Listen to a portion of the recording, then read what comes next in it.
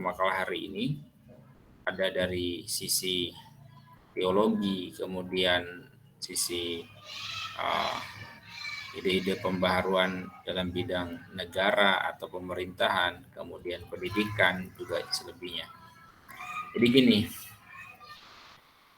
beliau ini trennya itu lebih dikenal dengan konsep neo-modernisme. Ada yang tahu neo-modernisme itu apa?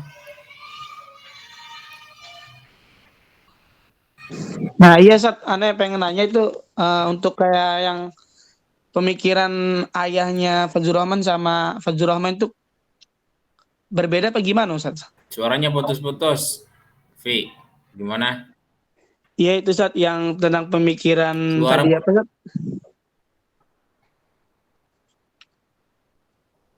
Tentang pemikiran ayahnya Fazlur Rahman itu Sat.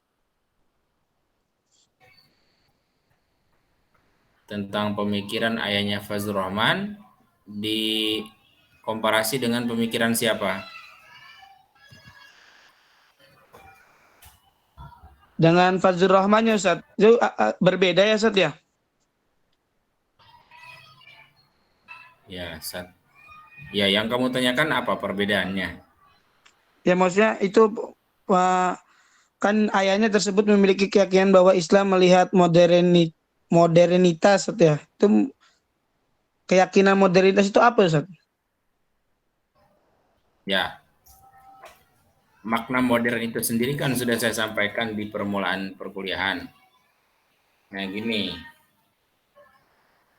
Fazlur Rahman ini sosok yang ini, orang yang sangat cerdas, cendekiawan muslim, kaum intelijensia lah, ibaratnya dia itu 10 tahun juga disinyalir sudah hafal Quran. Bahasa, berbagai macam bahasa beliau bisa. Kalau untuk konsep modern, nanti gini, ada namanya klasik, ada modern kan. Maksudnya kalau bicara tentang modern, sama-sama yang dimaksud substansinya itu mirip, sama. Di sini kita, bapaknya kan bernama Syihabuddin, seorang orang yang berpengaruh juga, namun eksistensinya tidak seperti Mujaddid, pembaharu-pembaharu sebelumnya. Sebelum itu ada Muhammad Iqbal, ada Ali Jinnah, ada Ahmad Khan. Itu sebelumnya. Oke. Jadi gini, antara klasik dan modern itu kan bertolak belakang. Kalau kita bicara klasik berarti lawannya modern. Kalau kita ngomongin timur berarti lawannya barat. Kalau kita ngomongin atas berarti lawannya bawah. Ya, kalau kita ngomongin hujan lawannya panas. Kalau kita ngomongin malam lawannya siang. Konsepnya Fazlur Rahman ini saya sederhanakan aja. Di antara klasik dan modern itu ada tengah-tengah, poros tengah. Namanya apa? Neo-modernisme. Neo-modernisme artinya pemahaman modern yang baru, poros tengah, menjembatani antara klasik dan modern. Kalau teman-teman ingat satu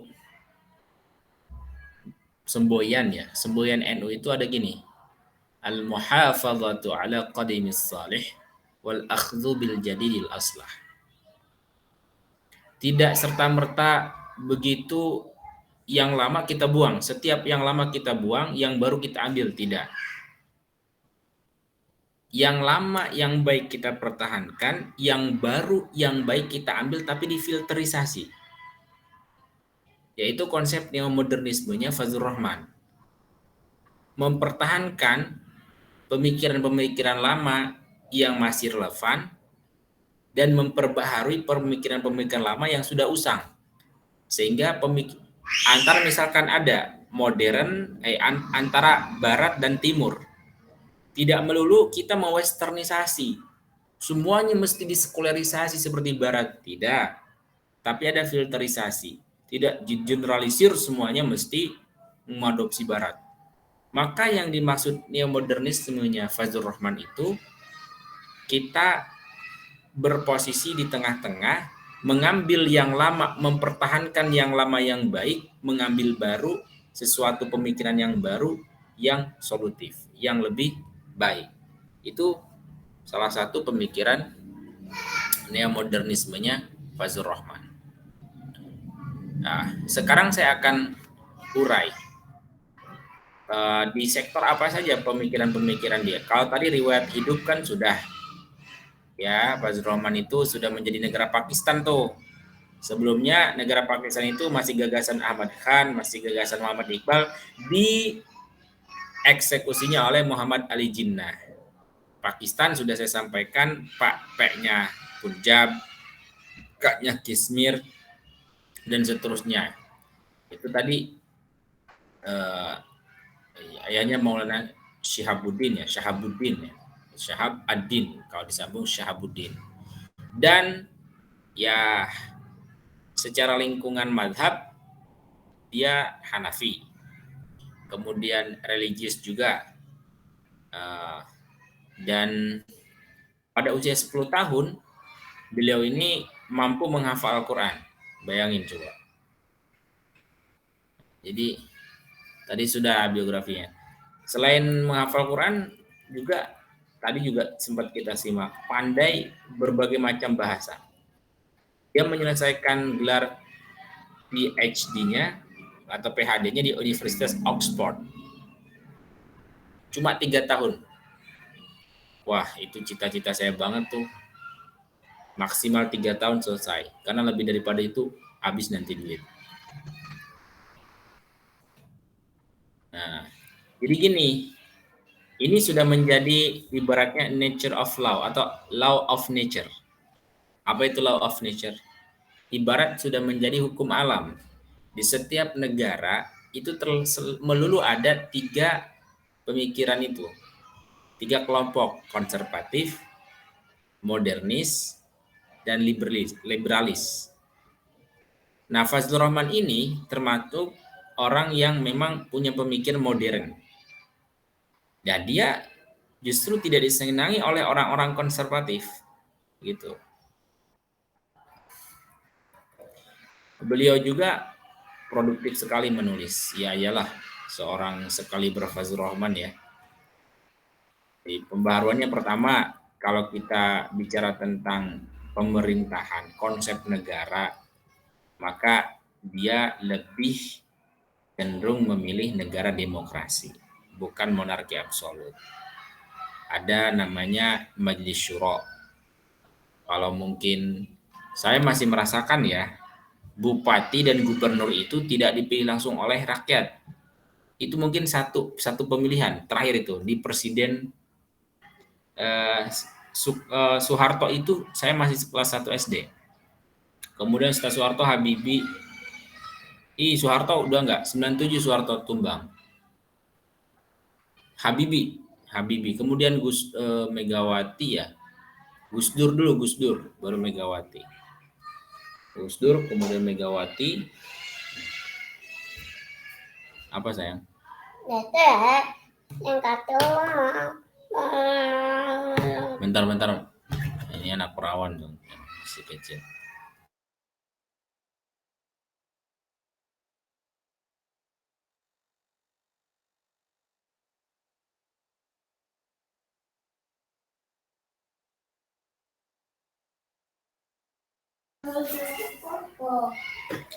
Iya nanti, sonon.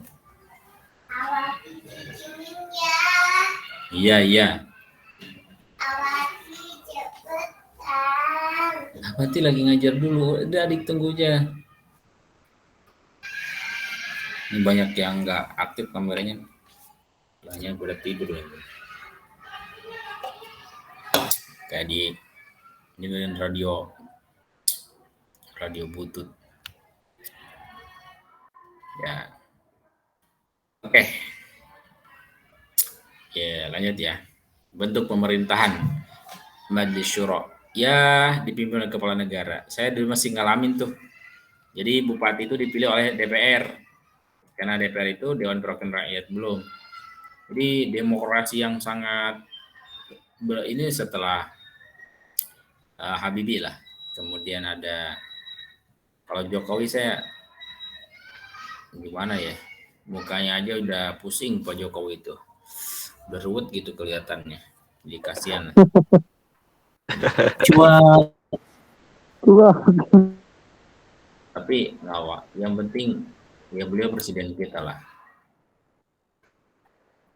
Ati Allah wa ati Rasul wa amri minkum.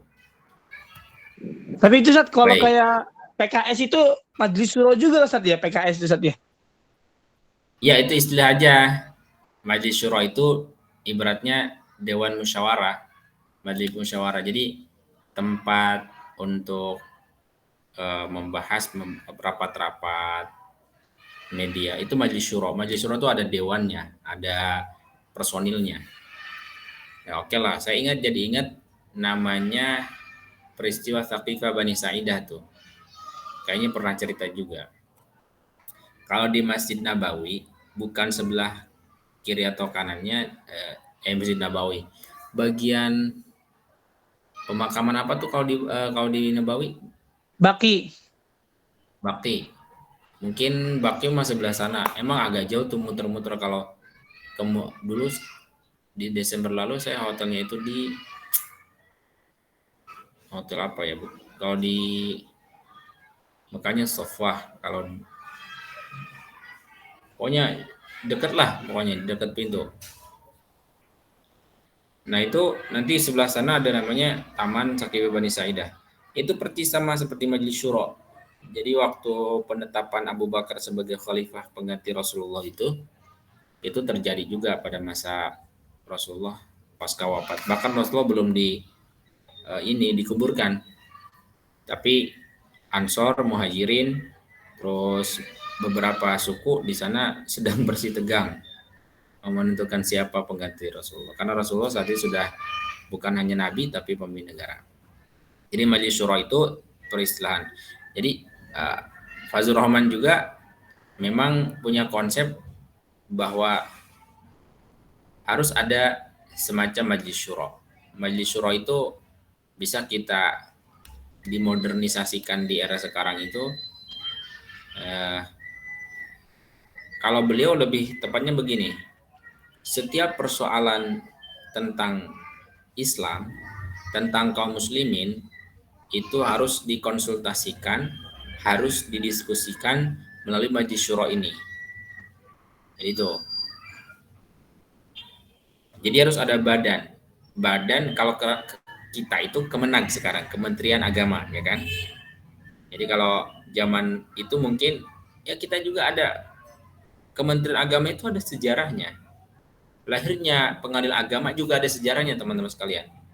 Sehingga menurut konsepnya bernegara Fazlur Rahman bahwa ya yang disebut dengan kepala negara karena Pakistan itu kan negara Islam. Pakistan itu negara Islam, pecahan dari India. Waalaikumsalam. Waalaikumsalam warahmatullahi wabarakatuh. Udah pulang sayang? Pintar. Ada PR lagi nggak?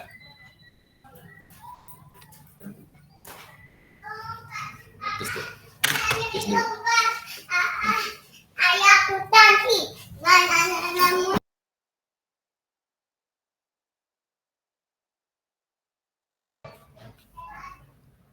Nih, nikmatnya pernikahan itu punya anak. Aduh. Ada kan kemarin rame yang child free itu. Child free. siapa? Kalau child free ngapain nikah? Ya enggak. Mau ngapain coba nikah kalau nggak mau punya anak? Nggak usah nikah. Itu pemikiran Fokus dari karir, mana Pak. Sat? Iya. Saya mengumpamakan ini, kalau ada peribahasa ilmu tanpa amal bagaikan pohon tak berbuah. Kalau saya ilmu tanpa amal bagaikan nikah tanpa punya anak gitu. Nah, cakep Sat, bungkus Sat. Enggak ya, kalau itu terlalu vulgar kalau gitu. Alhamdulillah ya. Yes, kita lanjutkan dulu. Biar nggak. Sebenarnya saya sempit waktunya ini hari ini. Kalau kalau nggak ada yang kalau materi-materi yang saya sampaikan ini bisa dibaca. Tapi kalau diskusi itu berarti ada satu pembahasan penting yang itu cara saya mengidentifikasi, oh ini loh yang teman-teman penasaran ingin lebih tahu lebih dalam.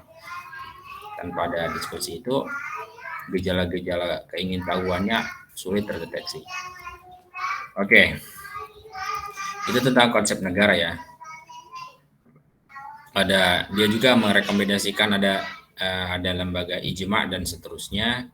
Terus tentang konsep teologinya, terutama tentang Al-Quran. Ya, jadi itu teologinya memang kebanyakan lebih cenderung kepada Mu'tazilah atau Qadariyah, itu aja.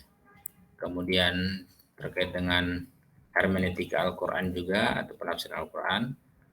Lalu yang paling ada ijtihad, ada pendidikan. Nah, pendidikan ini menurut dia bahwa tantangan umat Islam yang harus segera diatasi itu adalah konservatisme. Lagi-lagi yang dikritisi Ahmad Khan konservatif, kemudian Muhammad Iqbal konservatif, Ali Jinnah pun yang dikritisinya konservatif, sampai ke Fazlur Rahman pun begitu. Jadi Fazlur Rahman ini menghendaki untuk supaya tidak terhambat pendidikan kita, harus ada pembaharuan dalam sistem pendidikan. Jadi ada modernisasi, ada nilai-nilai Islam di setiap sekolah perguruan tinggi, mata pelajaran dan seterusnya. Kalian mungkin tidak akan tahu, saya mengalami bahwa ada dikotomi pendidikan namanya. Islam, umum-umum, padahal tidak. Makanya sekarang bersyukur ya, tinggal SDM-nya sih. Saya kalau berangkat pagi nih, David, berangkat pagi, itu berbarengan dengan anak-anak SMP, SMA itu berangkat sekolah juga. Anak SMP sekarang, gayanya udah nggak ketulung. Sambil bawa motor, tangan kirinya rokok, tangan kanannya gas api. Pengen nabok aja rasanya, ya Robbi. Tapi cara kita berdakwah ya bukan begitu kan. Saya langsung ingat, semoga saya bisa mendidik anak saya tidak demikian. Kemarin juga saya baru pertama kali di setiap momen KKN atau KKS itu nanti di Tarbiyah juga KKM namanya, dikumpulkan kan satu fakultas itu. Kalau di syariah kan ada 2, awal dan ekonomi. Saya lihat ternyata anak-anak itu semuanya hampir ngerokok, termasuk kalian mungkin. Padahal 6 tahun di pondok nggak ngerokok, itu kapan ngerokoknya bro? Padahal saya kira nggak ada asiknya. Nanti biar kalau sudah menikah istri aja yang suruh merokok. Bisa Sus. Agus. tadi Ngerokoknya gimana saat istri saat? biar konsep. Alfi Tanpa nikotin. Agus Setiawan, Agus. Itu anti aging yang paling natural itu. Oke, lanjutkanlah itu. Berikutnya teman-teman sekalian, jadi sama secara konsep dengan Muhammad Iqbal dengan Ali Jinnah, pendidikannya itu Fazlur Rahman menginginkan ada kolaborasi lah. Jadi tidak yang konservatif itu begini, haram belajar bahasa Inggris, itu bahasa kafir. Terus apalagi, ngapain sekolah ujung-ujungnya misalkan kalau ada yang meninggal mah santri-santri juga. Oh, gimana kita bersaing dengan boleh ya, saya mohon maaf dilahirkan memang dari lingkungan dan darah salafiyah, bukan salafiyah, takut salah pemahaman. Artinya orang tua memiliki pesantren yang berbasis tradisional. Tapi abah saya tidak menutup mata untuk menyekolahkan anaknya sampai pendidikan tinggi. Jadi meskipun beliau hanya lulus SR, sekolah rakyat, kemudian beliau juga punya lembaga pendidikannya non formal, tapi ingin anak-anak, bahkan saya dorong dari kecil, kamu harus belajar bahasa Arab, kamu harus pandai bahasa Arab, kamu harus belajar bahasa Inggris. Tapi bahasa Inggris saya ampun deh pokoknya, cuma bisa sedikit-sedikit doang, bahkan sedikit banget itu. Artinya apa? Tapi mindset di masyarakat lain, paradigma masih ada, nggak penting itu. Itu terjadi teman-teman sekalian. Nah, Fazlur Rahman menginginkan konsep ada perpaduan pendidikan modern dengan agama, sehingga dibalut pendidikan di sekolah itu ada kajian keislaman. Bahkan kalau rektor kita menginginkan sejak dini diterapkan pendidikan tasawuf. Tapi itu implementasinya kan nggak semudah itu. Masa anak bocah diajarin tasawuf? Maksudnya nilai-nilainya supaya dia itu setiap apa yang dia pelajari basisnya adalah tauhid, esensinya adalah tauhid. Belajar biologi kemudian diarahkan ke tauhid dan seterusnya. Kemudian ada yang unik teman-teman, kalau kita lebih baca lagi di jurnal, di buku-buku, di e-book juga banyak. Ini ada yang mungkin bagi orang-orang konservatif ini sesuatu yang keluar dari koridor ya, tentang poligami ya. Di surah An-Nisa ayat berapa tuh? 1, 2, 3 ya. Yang wa in khiftum alla tuqsitu fil yatama fankihu ma taba lakum. Menurut dia itu ayat memerintahkan bukan poligami tapi monogami. Saya kalau dibahas tentang itu, tentang ayat itu, di S3 saya David, Alfi, para pakar teman-teman saya itu lulusan Azhar ada, Tairo, lulusan Tunis juga ada S1-nya.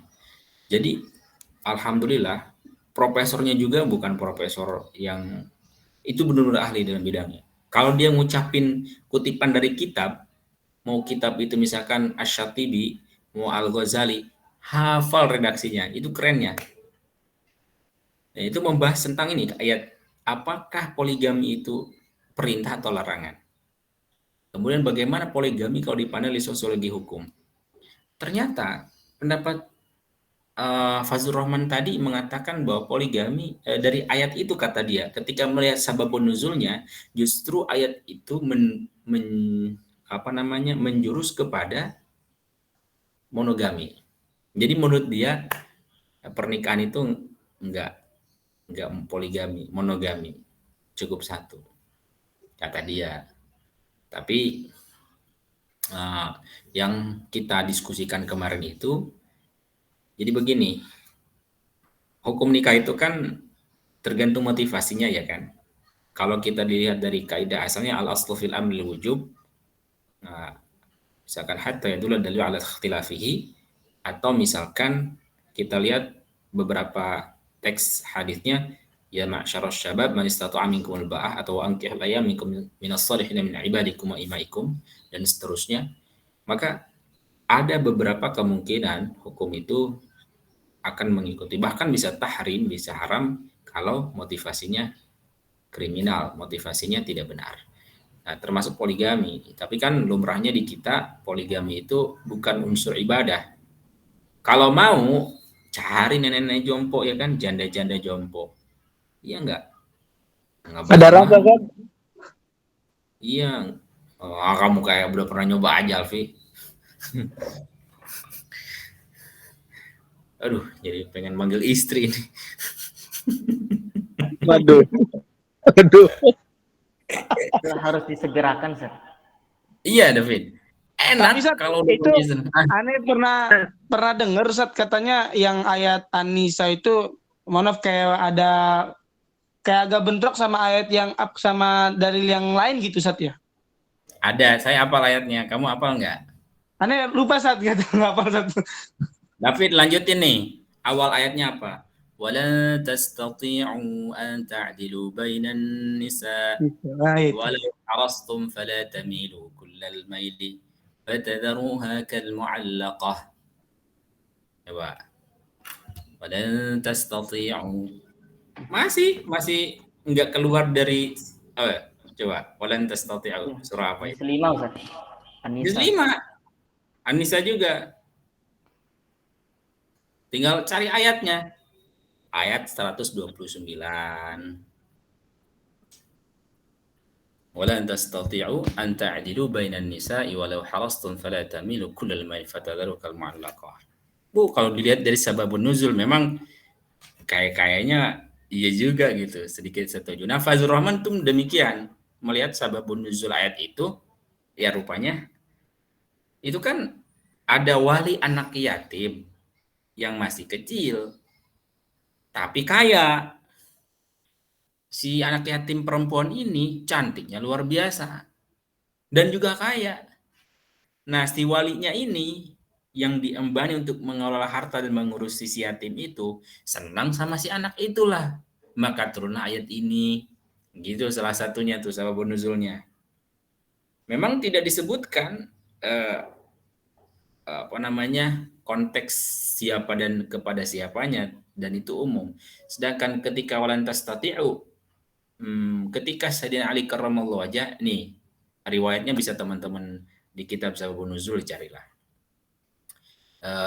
Memohon izin untuk berpoligami tidak diizinkan dan Rasulullah juga tidak menikah sebelum Siti Khadijah itu wafat. Coba di surah Al-Ahzab apa An-Nur Al-Ahzab kalau tidak salah. Ya ayuhan nabi inna ahlalna laka azwajaka allati ataita ujur wa ma malakat bima afa Allah alaihi wa banati Muhammadin wa imra'atan mu'minatan. Kalau Rasul enak tuh. Wa imra'atan mu'minatan in wahabat nafsaha lin nabiy in arada an-nabiy an yastankiha khalisatan laka minal mu'min. Kalau ada wanita menawarkan diri ke Rasul, saya pengen dinikahi Rasul dong gitu misalkan. Oh, kalau kamu Alfi datang, Ustadz Alfi, saya mau dong dinikahi kamu. Ayo langsung ke KUA mungkin. Begitu. Apalagi Syauqi. Gas. Kalau Rasul enggak. Pernah kan ada cerita sahabatnya. Ya Rasul, kalau Rasul nggak mau buat saya aja dah. Ya udah buat kamu aja. Kamu punya apa? Saya nggak punya apa-apa. Bahkan baju aja yang ada di badannya kata dia. Yang walau min hadidin itu loh. Yang asbabul wurud dari hadis meskipun cincin dari besi. Ya itu.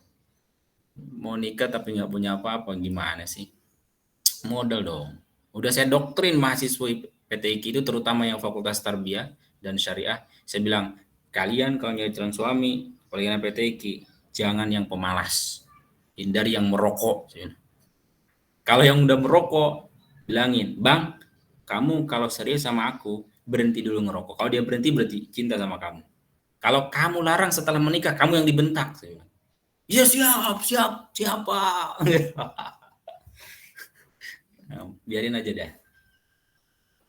Ya gitu Ilyas ya.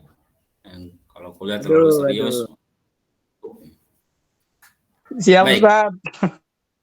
Iya nggak usah ngerokok lah, nggak ada manfaatnya rokok itu. Biar aja nanti jatah istri. Kemudian tentang waris, tentang saksi, kemudian itu banyak dia itu. Karena orang pinter ya, Fazlur Rahman tuh orang cerdas, orang yang luar biasa. Tapi nanti yang paling menonjol dalam konsep itunya neomodernisme itu ya, neomodernisme. Saya tidak cukup membahas ahli syariati, tadi sudah disampaikan oleh pemakalah dan juga Ayatullah Khamenei itu cikal bakal revolusi Iran, seorang ulama yang bisa, tadinya kan Iran itu berbentuk dinasti, monarki. Ada revolusi itu dengan Ayatullah Khamenei sebagai figurnya, meskipun dia sebelumnya sudah diasingkan, kembalinya ke Iran menjadi sosok inspiratif, menjadi inspirator bagi rakyat dan mau merevolusi. Dan sekarang Iran memang basicnya adalah Syiah. Syiah itu ada satu sekte ekstrim, boleh nikah dengan bukan boleh nikah mut'ah tapi dengan istri kawan. Nah itu yang menyimpang. Tapi golongan yang sekte ekstrim. Betul ada begitu. Kalau kita pelajari banyak sektenya. Yang moderat sih sama, hampir sama dengan kita kalau yang moderat. Jadi kalau yang ekstrim, waduh, bahkan halal darah Sunni itu. Di Irak memang sebagian besar di antara selain Kurdi itu banyak Syiah, dia itu perubahan antara Syiah dan Sunni. Syiah. Oh Nah iya, ini populer. Sat Afan tadi mau baru dengar ya tentang pemahaman Saddam Hussein itu apa tuh, Sat? Dia kan pemimpin Irak dulu, Sat ya. Kan dibunuh apa nih? Dibunuh Amerika. Iya.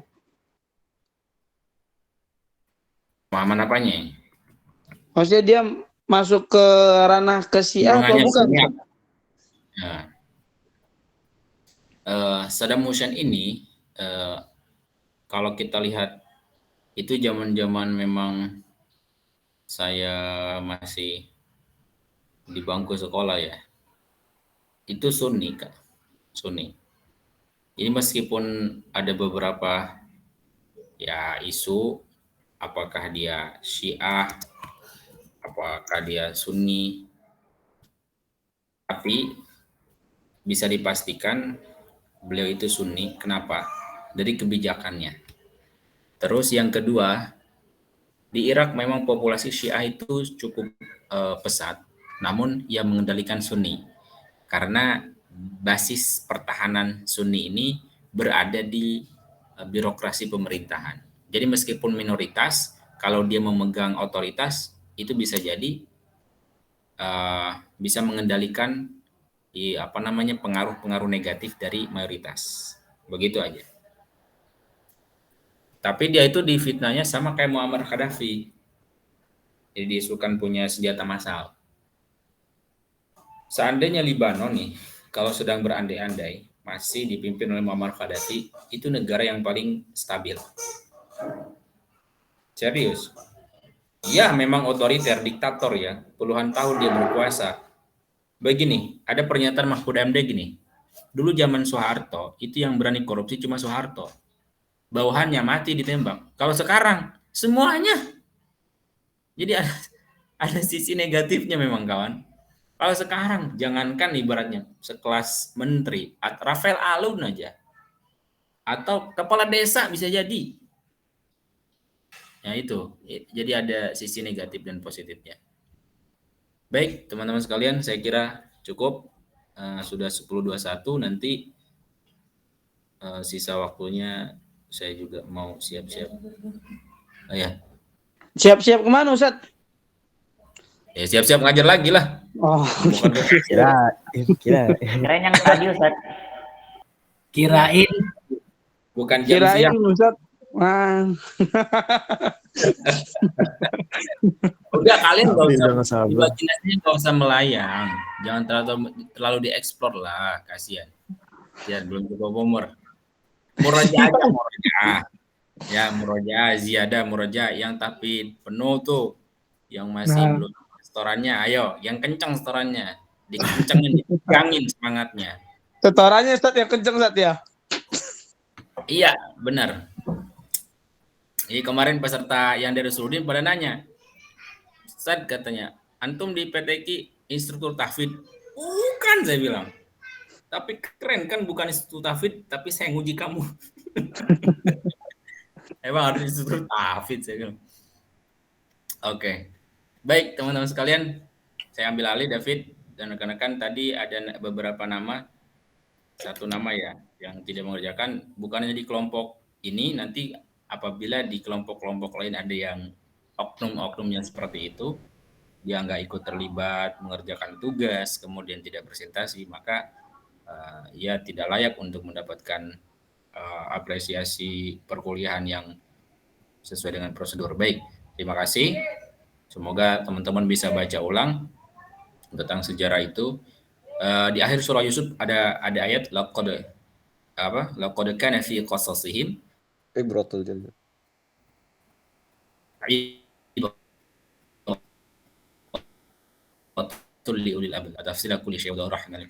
Jadi di dalam kisah dan sejarah itu intisarinya kita bisa mengambil pelajaran sehingga bisa motivasi sebagai generasi berikutnya. Assalamualaikum warahmatullahi wabarakatuh.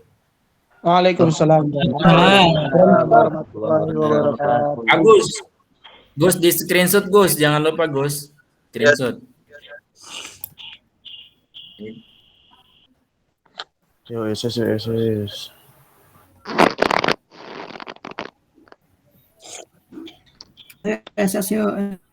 Yo, cepet.